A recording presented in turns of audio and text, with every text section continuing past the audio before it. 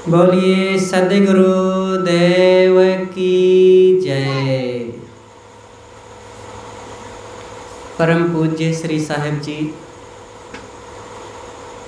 सम्माननीय धर्म प्रेमी भक्त सज्जनों, भक्तिमयी ममता मूर्ति माताओं, बहनों एवं प्यारे बच्चों,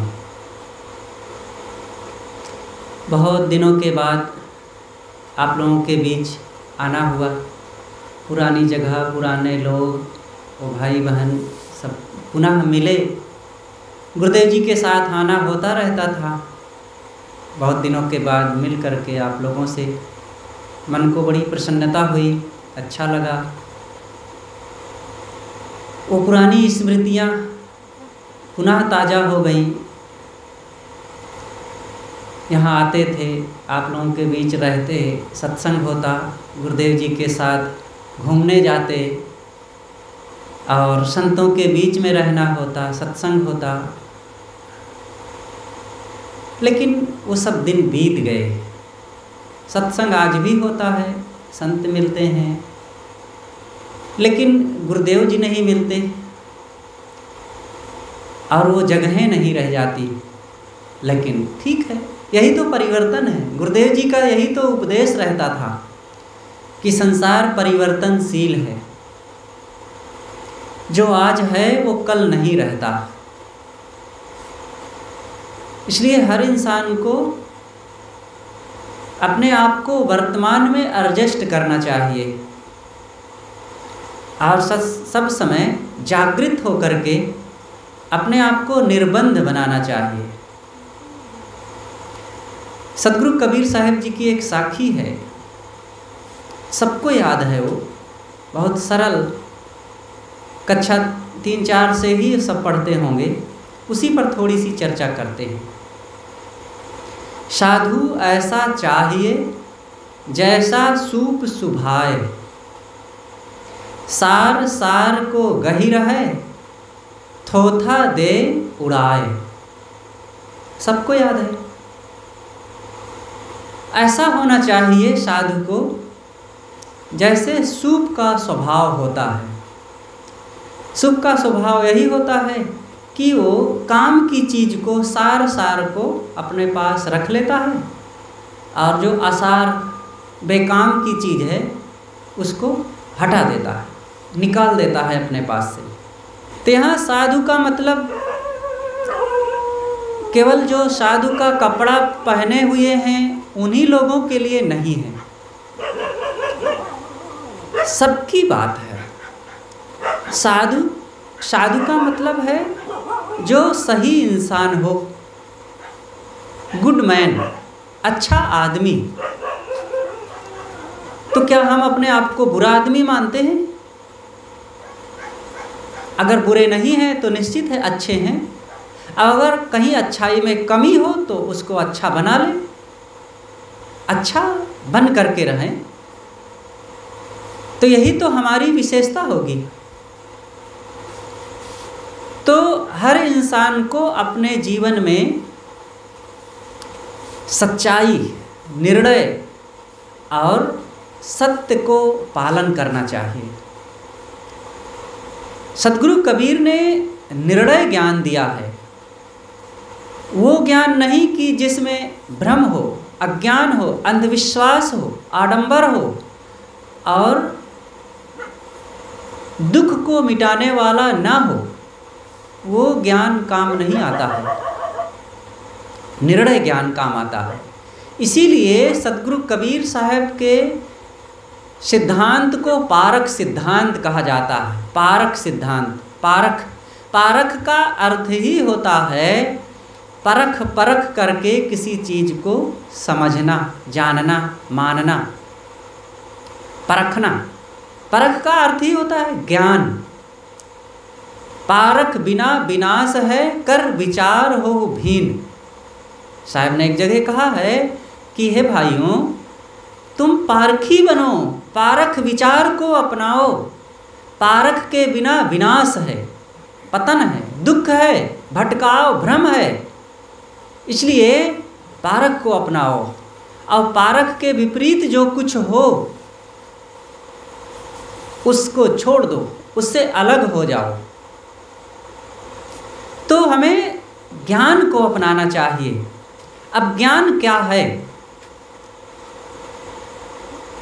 ज्ञान का मतलब ही होता है जो कल्याणकारी हो, जो हितकारी हो, उसको अपनाना। छोटी छोटी बातों में सबको सावधानी रखना चाहिए।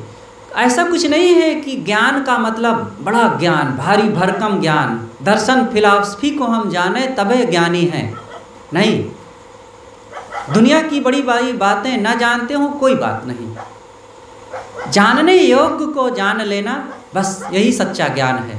और जानने योग्य को जानना यही है कि जिससे दुख बढ़ता है उन बातों को छोड़ देना, और जिससे शांति, प्रसन्नता, आनंद, प्रेम और सुमति संगठन हो उन बातों को अपना लेना।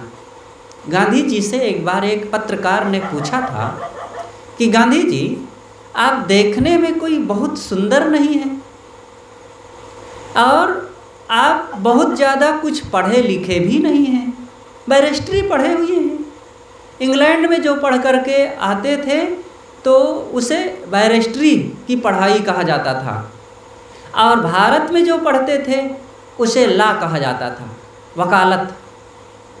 तो वकालत पढ़े हैं, वकालत या बैरिस्ट्री कोई बड़ी बात नहीं है, और आपके भाषण में भी कोई बड़ी कलाबाजी भी नहीं है। लेकिन क्या बात है कि आप पर पूरे भारत के जनता लट्टू है। गांधी जी ने कहा कि मेरे में क्या खूबी है ये तो मैं ज़्यादा नहीं जानता, लेकिन एक बात जानता हूँ कि जिसको मैं गलत समझ लेता हूँ उसको त्यागने के लिए कमर कस लेता हूँ, और जिसको सही समझ लेता हूँ उसको अपनाने के लिए भी एकदम दृढ़ संकल्पबद्ध हो जाता हूँ। अब इस बात से बढ़ करके और क्या ज्ञान हो सकता है? ये शास्त्रों का ज्ञान है, शास्त्रों का शास्त्र, वेदों का वेद है ये। और वेदों में या शास्त्रों में ही अवैज्ञानिक बातें लिखी हो जो हितकर ना हो, कल्याणकारी ना हो, अंधविश्वास से भरी हुई हो, उल जलूल की बातें हो, तो उन बातों से क्या फ़ायदा?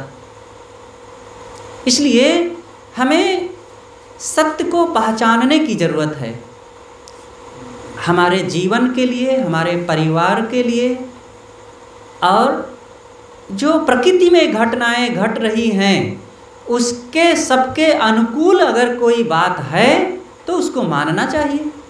अगर इसके विपरीत है तो किसी भी शास्त्र में, किसी भी परंपरा में वो मानी जाती हो, किसी बड़े गुरु ने भी कहा हो और कितनी बड़ी भीड़ मानती हो, उन सब बातों को साइड करने की हिम्मत रखना चाहिए। यही है सार असार की पहचान करना। बिना सत्य को पहचाने, बिना निर्णय को पहचाने चारों तरफ भटकाव है, भटकाव। अब अगर हम इन बातों को गहराई से समझ करके जीवन में नहीं अपनाएंगे तो चाहे जितना फिर सत्संग करते रहें, सत्संग का मतलब ही होता है कि हमारा जीवन कल्याण कार्यों से ओतप्रोत हो, शांति और निर्भयता, मन की प्रसन्नता बढ़े, और मन की व्यथा, पीड़ा, क्लेश, मनोविकार मिटें। सत्संग यही बताता है। सत्संग कोई आकाशी बात नहीं बताएगा, कोई सातवें तपक की बात नहीं बताएगा, या आकाश के कोई देवी देवता की बातें नहीं बताएगा। सत्संग हमारे जिंदगी की बात बताता है। हमारा जीवन जिससे जुड़ा हुआ हो उसी से तो हमारा संबंध है। आज कथाकारों द्वारा बड़ी बड़ी कथाएं कही जाती है, लंबी चौड़ी बातें, राजा रानी की कहानियाँ और तमाम चमत्कार की बातें बताई जाती है, लेकिन उन बातों से हमारे जीवन का दूर से भी संबंध नहीं होता है। और फिर उनसे क्या लाभ मिलेगा? इसलिए सबको सही निर्णय और सही ज्ञान की परख करना चाहिए और ऐसी संगत में जाकर के अपने कल्याण का काम करना चाहिए। 4 दिन की जिंदगी है और वो भी बड़ी तेजी से बीती जा रही है और उसमें भी बड़े खतरे भी लगे हुए हैं। और चौथी बात यह है कि कभी भी अचानक वो खट से समाप्त भी हो सकता है। इतने खतरों से हम जी रहे हैं और फिर भी बड़ी बेभानी से, बड़ी असावधानी से, जाका घर है गैल में सो कसोवे निश्चिंत। सदगुरु कबीर कहते हैं जिसका घर रास्ते में हो, रास्ते का मतलब जहाँ से काल का आना जाना बराबर लगा हो, ऐसे काल के रास्ते में सोने वाला व्यक्ति भी असावधान होकर के सोए। ये बहुत बड़ी गफलत है। हम लोगों को सावधान होना चाहिए। ये किसी ऐसे व्यक्ति के लिए सदगुरु नहीं कहते हैं कि जिसको बस वो दुनिया में लगा हो और वो सदा यहाँ रहे। हम सबके लिए कहते हैं और हम सबको इन बातों को समझना चाहिए, जीवन में अपनाना चाहिए। सत्संग में जाकर के किसको बैठ कर के बड़े ध्यान से ज्ञान की बातें सुनना चाहिए। कुछ लोग कहते हैं अरे साहब हमें सत्संग की क्या ज़रूरत है, हमारे पास घर है, धन है, बाल बच्चे हैं और खेती बाड़ी है, दुकान है, नौकरी है और बढ़िया से सब खाते पीते हैं, भैंस भी दूध दे रही है और सब कुछ तो है, क्या कमी है, क्यों जाएं हम सत्संग में। अच्छी बात है, सब कुछ है तो ठीक है, लेकिन देख लो इन सब में बड़े बड़े खतरे हैं। कभी भी ये कुछ का कुछ हो सकता है। सत्संग में उसी को नहीं जाना चाहिए जो अमर हो, जिसकी कभी मृत्यु ना हो वो सत्संग में ना जाए, कोई बात नहीं। सत्संग में वह ना जाए जिसको काम क्रोध लोभ मोह कभी ना सताते हों। सत्संग में वो उसको भी जाने की ज़रूरत नहीं है जिसके सब लोग अपने सदा अनुकूल बने रहें। भाई बंधु माता पिता पति पत्नी बाल बच्चे सास बहू देवरान जेठान जितने सब लोग हैं दूर निकट के, सब उनके प्यारे सदैव बने ही रहें, तो भी सत्संग में जाने की कोई ज़रूरत नहीं है। और सत्संग में उसको भी नहीं जाना चाहिए जिसको कभी सर्दी जुकाम बुखार और हाथ दर्द पेट दर्द सर दर्द आदि कुछ ना तकलीफ़ें होती हो, उसको सत्संग में जाने की कोई ज़रूरत नहीं है। इसी प्रकार और भी जोड़ लीजिए तमाम जो जीवन के खतरे हैं तकलीफ़ें हैं, अगर वो सब ना हो किसी के जीवन में तो सत्संग में ना जाए। सब सुख है उसके पास।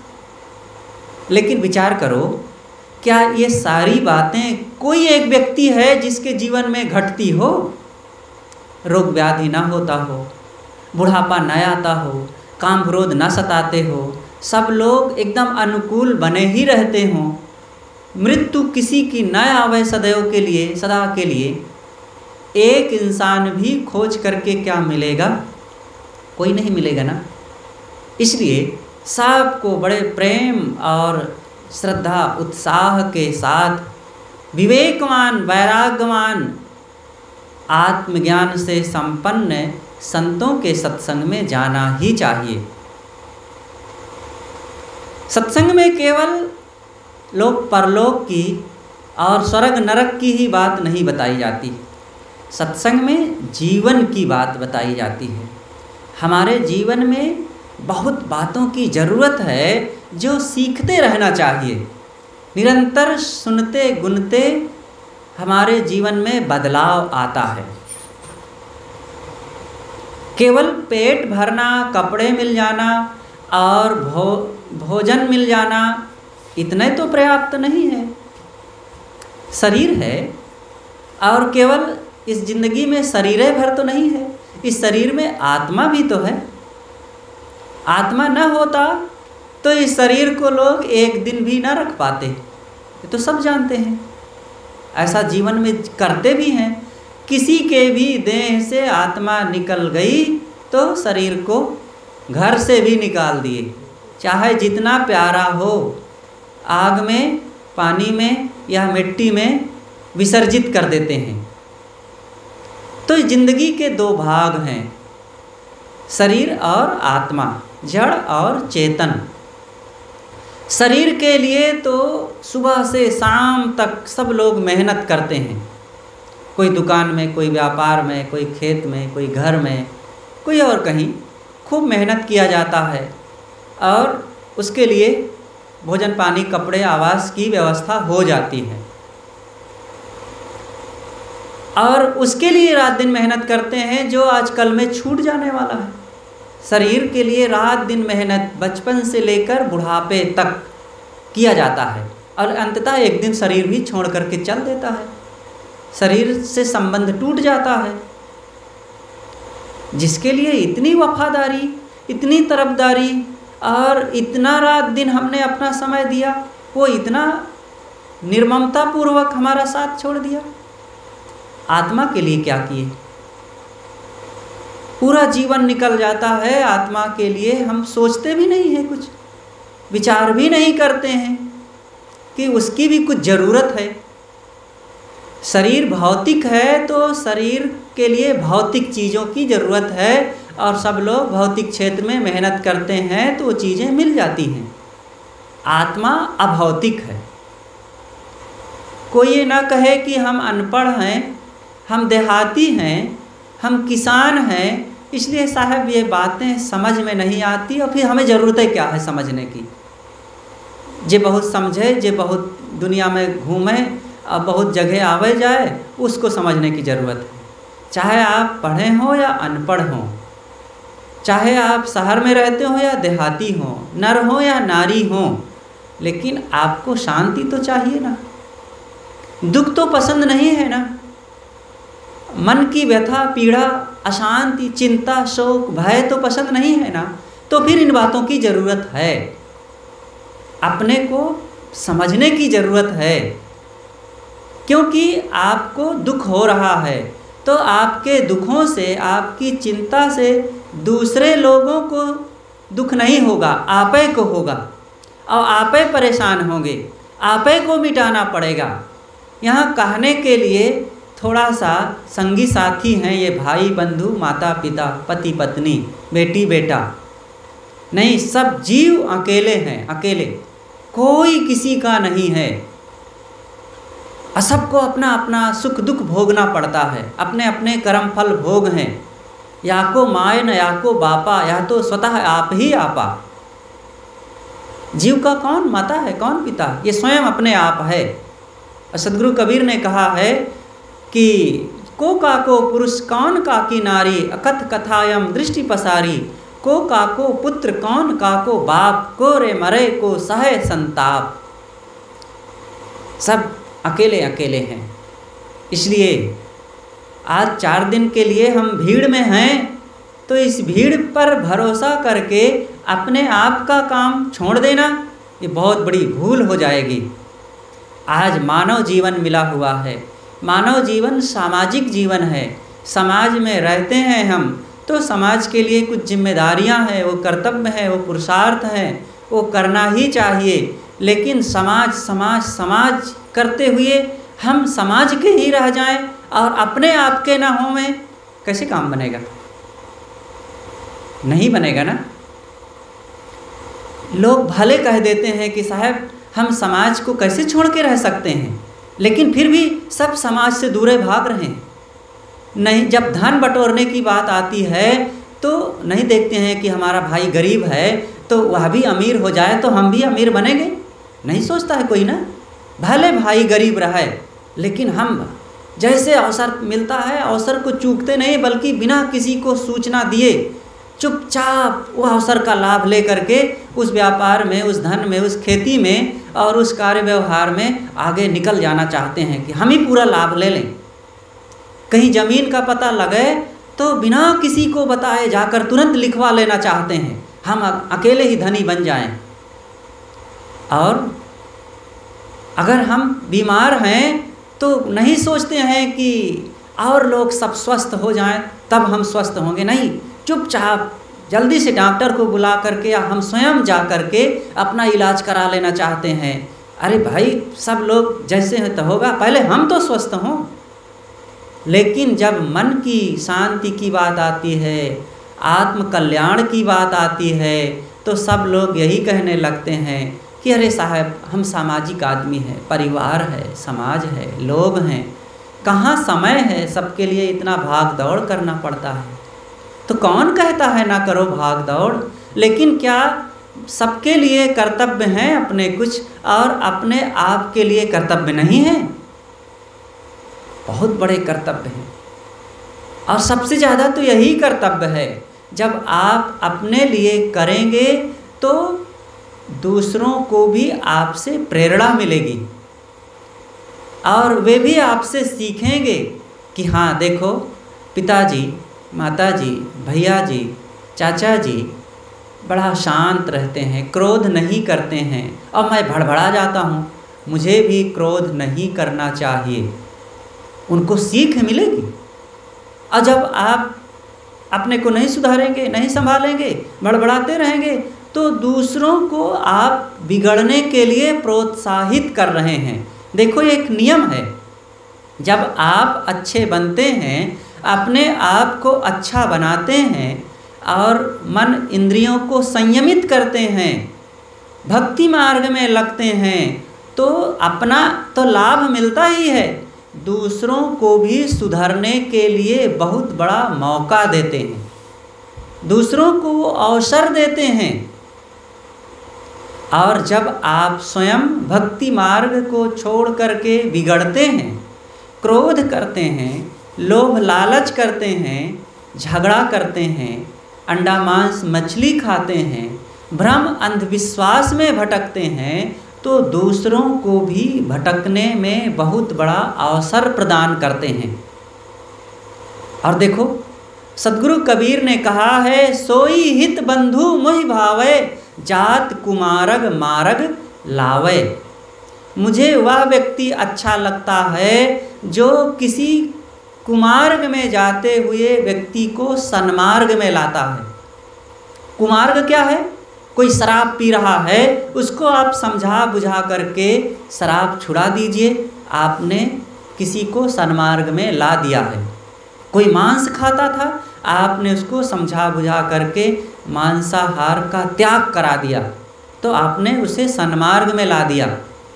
कोई अंधविश्वास में भटक रहा था, तीरथ मूरत जादू टोना भूत प्रेत झाड़ फूंक में लगा था, आपने उसको बताया कि इससे कुछ नहीं होने वाला है, अपने कर्मों का भरोसा रखो, अपने कर्मों को सुधारो, तो आपने उसको सन्मार्ग में ला दिया। कितना बड़ा उपकार हुआ ना। ये धर्म का प्रचार केवल संतों की ठेकेदारी नहीं है, केवल गुरुजन संतजन वैराग्यवान ही ये काम करें ऐसी बात नहीं है। संत तो करेंगे, वे अपना काम कर रहे हैं, दूसरों के लिए भी कर रहे हैं, लेकिन ये काम आपका भी है। और ये काम ऐसे नहीं कि हम जुलूस निकाल करके चलें प्रचार करें गांव-गांव में, ये भी, इससे भी कुछ नहीं होना जाना है। सच्चा प्रचार तब होता है जब आप अपने जीवन को खुद संवार लेते हैं। आपके जीवन से पान बीड़ी तंबाकू शराब आदि छूट गया, आपके जीवन से गाली निंदा चुगली और लड़ाई झगड़े की भावनाएं निकल गई, आपने भूत प्रेत जादू टोना अंधविश्वास मंदिर मस्जिद पीतर पाथर पूजना छोड़ करके आपने दया क्षमा सत्यशील सदाचार को अपनाया, विवेकवान सच्चे संत गुरुजनों की संगत में लगने लगे और सत्संग करने लग गए, तो आपसे बहुत लोग प्रभावित होंगे। और ये आप सच्चा प्रचार कर रहे हैं, यही असली प्रचार है।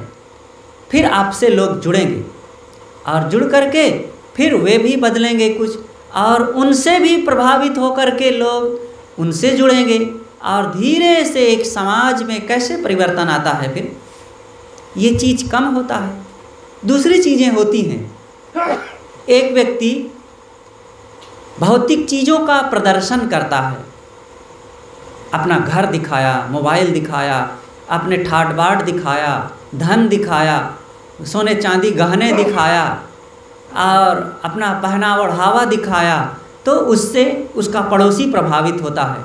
सोचता है कि अरे मेरा पड़ोसी ऐसे है, मैं भी ऐसे कमाऊं, ऐसी चीज़ें लाऊं, प्रयास करता है, रात दिन लगता है।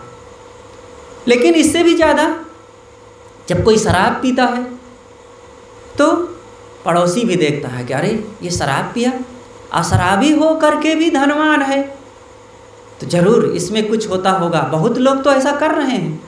अब देखो, नकारात्मक और सकारात्मक ये दो बातें होती है, उल्टा चलना और सीधा चलना। जितने भी सकारात्मक कार्य हैं उसमें लोगों की गति कम होती है अपने आप, ये नियम है संसार का। और उल्टी चाल चलने में बड़ी सरलता है, अपने आप लोग चल पड़ते हैं। उसमें क्या लगता है, चढ़ाई में गाड़ी को ले जाने में सरल है कि ढालान में नीचे की ओर जाना सरल है? नीचे की तरफ गाड़ी को जाने में बड़ी सरलता है। देखो, ऊपर टंकी में पानी चढ़ाने के लिए कितना मेहनत करना पड़ता है। मोटर लगाओ, बोर करो, पाइप फिटिंग करो और बिजली की लाइन लाओ और सब सेट करके तब बटन दबाओ और फिर मोटर चलेगी और पाइप के माध्यम से पानी ऊपर टंकी में जाएगा। कितना मेहनत करना पड़ा। लेकिन उसी पानी को नीचे गिराने में कितनी मोटर लगानी पड़ेगी? बिना मोटर के ही वो तो खोज ही रहा है रास्ता। पानी टंकी में भरा हुआ रास्ता खोज रहा है, कहीं भी सुराख मिले मैं भागूं नीचे की ओर। ऐसे ही है ना, ऐसे ही हमारी ज़िंदगी है। इस ज़िंदगी को सुधार, कल्याण और मुक्ति की तरफ ले जाने में बड़ी मेहनत करना पड़ेगा। बहुत संभल संभल के चलना पड़ेगा, संभल संभल के खाना पड़ेगा, संभल करके बैठना उठना पड़ेगा, संगति का ख्याल रखना पड़ेगा। और उनके पास ना बैठो, ये ना खाओ, वहाँ ना जाओ, ऐसा ना बोलो, ये सब सावधानी रखना पड़ेगा। तब आपका व्यक्तित्व तो आदर्शमय बनेगा, सम्मानित बनेगा और महान बनेगा। लेकिन अपने व्यक्तित्व को गिराने में, बिगड़ने में कितना देरी लगेगी? जा करके किसी को चार गाली दे दो। कोई लड़की है, उसको एक मर्यादित बेटी बनने में, सती सावित्री बनने में कितनी सावधानियों की ज़रूरत है। माता पिता, पति पत्नी, भाई बंधु सब की आज्ञा में रहना पड़ेगा और सबके निर्देशों को पालन करते हुए मर्यादित रहना पड़ेगा। और अमर्यादित तो फूहड़ बनने में कितना देरी लगेगी? कहीं भी चलते हुए जा करके किसी भी युवक का हाथ पकड़ ले एक बार, बस काम खत्म हो गया। वर्षों वर्षों की उसकी सारी सावधानियां गायब। ये है नकारात्मक। लेकिन इससे तो फायदा तो किसी का नहीं हुआ। सकारात्मक दिशा में चलने से ही मन को भी, अपने आप को और दूसरों को भी लाभ मिलता है। हर हाल में सही दिशा चलने में ही समाज भी स्वीकृति देता है और परिवार भी, नीति भी और हमारी अंतरात्मा भी। तो हम सबको यही न्याय नीति का पालन करना चाहिए। तो सद्गुरु कबीर कहते हैं कि साधु ऐसा चाहिए जैसा सूप सुभाए। सूप के स्वभाव वाले बनो।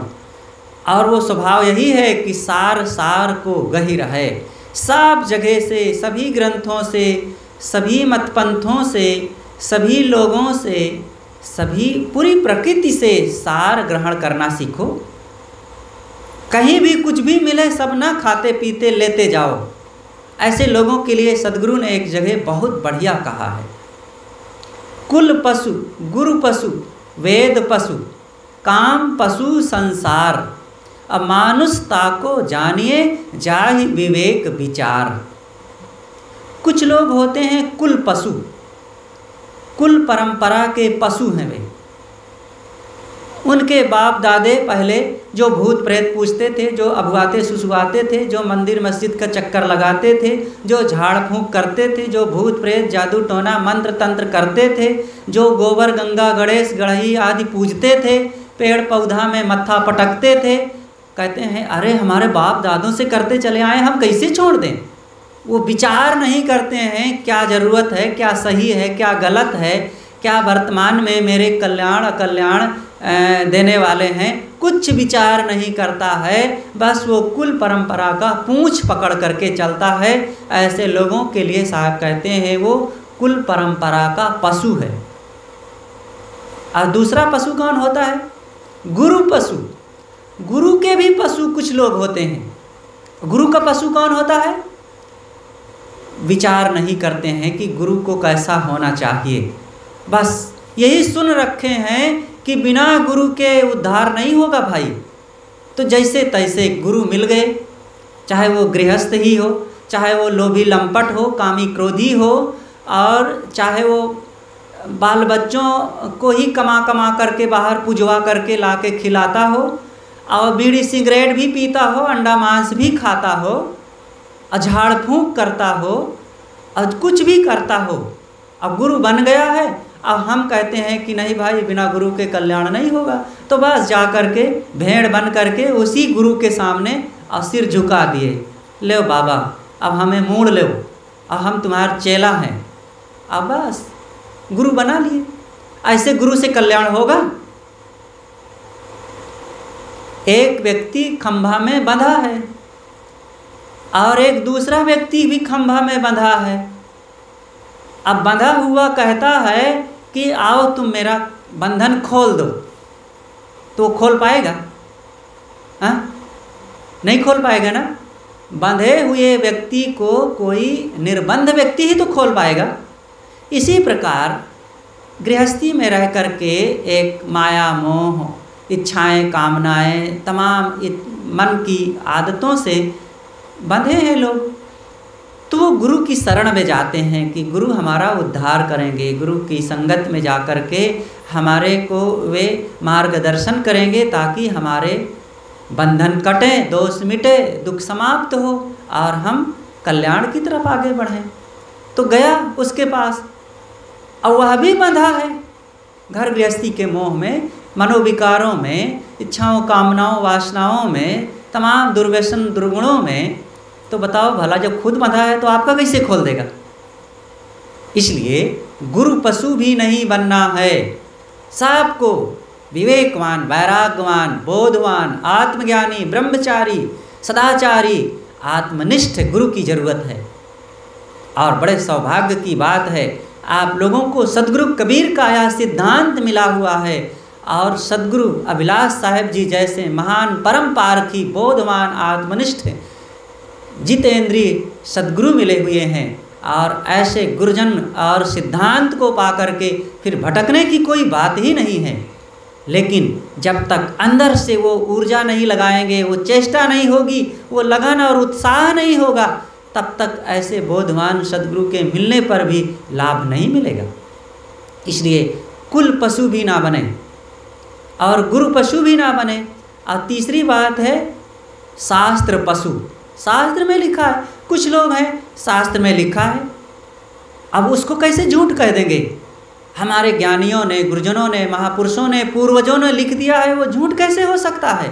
हनुमान जी की पूंछ थी, हनुमान जी हिमालय पर्वत को लेकर के उड़ गए थे, वे सूरज को निगल लिए थे, राजा प्रियव्रत के रथ के पहिए से 7 समुद्र खुद गए थे, राजा सगर की पत्नी सुमति को 60,000 बच्चे पैदा हो गए थे, और वे 11 अरब बरस तक राज किए थे।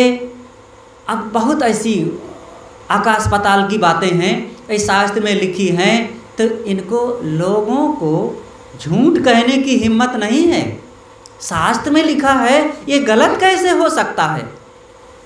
लेकिन अगर वो कारणकारी और प्रकृति के नियम के विपरीत है तो उसको छोड़ने के लिए थोड़ी भी हिचक नहीं होनी चाहिए। सत्य तो सत्य होता है, चाहे शास्त्र में लिखा हो और चाहे बच्चा कह रहा हो और चाहे एक पन्ना में कहीं लिखा हो, अगर वो सत्य है तो उसको स्वीकारो।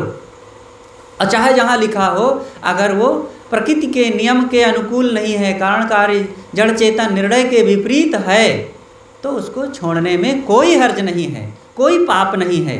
आप ये ना सोचना कि शास्त्र की बात को अगर हम नहीं मानेंगे तो शास्त्र द्रोही हो जाएंगे। अरे शास्त्र द्रोही कोई नहीं होता है। जो नियम के विपरीत चलता है और सत्य के विपरीत चलता है वो द्रोही है। और सबसे बड़ी बात है कि आत्मद्रोही ना बने। अपनी अंतरात्मा को काहे को छल रहे हैं, तो शास्त्र के भी पशु ना बने। और चौथी बात है काम पशु। कुछ लोग होते हैं काम वासना के पशु बने हैं, रात दिन मन इंद्रियों के भोगों में ही लगे हैं। उनको ये होश ही नहीं है कि आजकल में शरीर छूट जाएगा, शरीर बूढ़ा भी हो जाएगा और ये संगी साथी छूट जाएंगे, कोई साथ नहीं देगा। 4 दिन में शरीर खोखला हो करके, ढील पिल हो करके बिलबिलाएंगे और रोगी बनेंगे और मन से जलेंगे। भाई जब तक बुढ़ापा दूर है, रोग नहीं आया, मौत नहीं आई है, तो क्या करना चाहिए? भजन करना चाहिए कि वासनाओं में डूब करके अपने को बर्बाद कर डालना चाहिए? अरे कोई गृहस्थी में है, एक बच्चे के लिए 2 बच्चे के लिए थोड़ा सा चला जाए उस काम वासना की ओर और मर्यादित रूप में, लेकिन उसके पश्चात फिर वो निकले और आत्म कल्याण का काम करे, साधन भजन में मन को लगावे और अपने आप को पहचाने। ये जीवन जो मिला है भजन के लिए मिला हुआ है, इसलिए सबको बड़े शौक से आत्म कल्याण की तरफ चलना चाहिए। और साहब कहते हैं मानुषता को जानिए जाहि विवेक विचार। मनुष्य उसको समझो जिसके अंदर विवेक विचार है। विवेक विचार को अपनाओ। विवेक विचार ऐसे साथी हैं, ऐसे सिपाही सैनिक हैं कि जो हमें कहीं भटकने नहीं देते, कोई गलती करने नहीं देते, किसी भी कुसंग में नहीं जाने देते हैं और सब समय हमें सलाह देते रहते हैं कि यह करो या ना करो। ये विवेक विचार हमारे साथ बिना वेतन लिए हमारी रक्षा में और हमें सलाह देने वाले और हमारे लिए सब प्रकार से सदपथ दिखाने वाले ये सैनिक हैं, बॉडीगार्ड हैं। ऐसे बॉडीगार्ड से आप प्रेम करेंगे कि नहीं करेंगे? करो, शौक से करो। और वे आपकी तब तक रक्षा करेंगे जब तक आपके प्राण निकल नहीं जाएंगे। वो तब तक रक्षा करते हैं और बिना कुछ खर्चा लिए। आप किसी को बॉडीगार्ड में रखिए तो हो सकता है कि आपके साथ वो धोखा भी दे जाए, और ना भी धोखा देगा तो 5,000 10,000 रुपया महीना लेगा पैसा। और ये सद्गुण हमारे जो विवेक विचार हैं ये तो कुछ भी पैसा नहीं लेते हैं, ये तो रात दिन हमारी सेवा में लगे रहते हैं वफादारी के साथ। इसलिए भाई हमें सारग्राही बनना चाहिए। और सारग्राही बनने का मतलब है आत्म सुधार, आत्म कल्याण को पहचाने। हम अपना कल्याण करें। आखिर अपने पेट को भरना चाहते हैं, अपने घर को धन से भरना चाहते हैं, अपने बाल बच्चों को सुखी संपन्न बनाना चाहते हैं, अपने लिए दवाई खाना चाहते हैं, तो यह भी तो अपना काम है। यह और नेचुरल शुद्ध व्यक्तिगत काम है कि अपनी आत्मा का उद्धार करना। और आत्म उद्धार तब होता है जब मन इंद्रियों को वश किया जाए, गुरु भक्ति में सच्चे मन से लगा जाए और अंधविश्वास से दूर हटा जाए। झाड़ फूंक मंत्र तंत्र भूत प्रेत आदि से सदा दूर रहो। ये देवियाँ भी देखो, आपके घर में सत्संग होता है, संत आते हैं और ये देवियाँ सुपरिचित हैं, इसी में नई नई भी आती रहेंगी। वे भी उनको भी समझाओ। और जो आप लोग मजबूत बनो, कमज़ोर बन के नहीं रहना है। अब आजकल देखते हैं भक्तों के घरों में कहीं अंगूठी पहने हैं, कहीं कलाई में सूत बांधे हैं, तो कहीं भुजा में ताबीज पहने हैं, तो कहीं पैर में काला धागा बांधे हैं, तो कहीं कमर में गुल्ली पहने हुए हैं, तो कहीं गले में हड्डी लटकाए हुए हैं। तो क्या तमाशा है? पारखी भगत हो, कबीर साहब के अनुयायी हो, संतों की पूजा सेवा करने वाले हो, और ये क्या तमाशा हो रहा है? इसका मतलब है कि हमने संतों गुरुजनों और सत्संग का लाभ नहीं लिया है। समझो, विचारवान बनो, कमज़ोर नहीं बनना चाहिए। मजबूत बनने से काम बनता है, और जितने मजबूत बनोगे तब देखना अपनी ज़िंदगी में क्या आनंद के फूल खिलेंगे, आपके अंदर कितनी साहस और मजबूती आ जाएगी। फिर कोई आपका बाल बांका नहीं कर सकेगा, भटकाने वाले। नहीं तो ओझा सोखा बैगा तांत्रिक और ये पंडा पुजारी सब आपको लूटने के लिए तो तैयार हैं। आपको नोचने वाले, कमज़ोर करने वाले, भटकाने वाले हजार मिलेंगे, लेकिन आपको सदपथ दिखा करके आपका उद्धार करने वाला कोई बिरला होगा। ये ना समझना कि आपके निकट जो आपके रिश्ते नाते, भाई बंधु, परिवार के लोग हैं, ये सब बड़े आपके कल्याणकारक हैं। आपके मन में मोह, इच्छाएं, कामनाएं पैदा करके ये भी आध्यात्मिक रूप से आपको ठगते हैं। जितना जितना आत्मज्ञान की ऊंचाई पर चढ़ते जाएंगे, उतना उतना पता चलेगा कि मेरे जिंदगी को ठगने वाले कितने दुनिया में हैं। बाहर तो तमाम अंधविश्वास चमत्कार में तो ठगते ही हैं, निकट के लोग भी हैं। और फिर हमारी मन इंद्रियां सबसे ज़्यादा ठगती हैं। बाहर कुसंग पदार्थ प्राणी, अंदर कुसंग कामना चाह, साथे कुसंग देह मन इंद्री, जड़ चेतन मिल दुर्मति दाह, जगत में रह के करिहो काह। इस संसार में रह करके क्या करोगे? अगर भजन, साधना, सुधार, कल्याण, संयम का काम ना किए तो क्या पाओगे? कौन यहाँ लाद करके ले गया है कोई चीज़? जो आपने सच्चे कर्म किया है या बुरे कर्म किया है वही आपके साथ जाएगा। इसलिए सदैव पवित्र कर्मों की कमाई करें, भजन करें, साधना सुधार करें और आत्मबोध, आत्मज्ञान में स्थित होकर के इस जीवन का परम उद्धार करें। यही सभी संतों गुरुजनों की सीख है और वर्तमान में यही विचार करने से पता चलता है। इसलिए हम सब लोग भी यही काम करें और अपने बाल बच्चों को भी यही सीख दें। बस अपनी बातें यहीं पर मैं समाप्त करता हूँ। बहुत दिनों के बाद देखो हमारे बीच परम पूज्य साहिब जी विराजमान हुए हैं। आप सब लोग उनके बड़े ही ज्ञान गंभीर और रोचक विचारों से लाभान्वित हों। अपनी बातों को यहीं पर मैं समाप्त करता हूँ। बोलिए सद्गुरु देव की जय।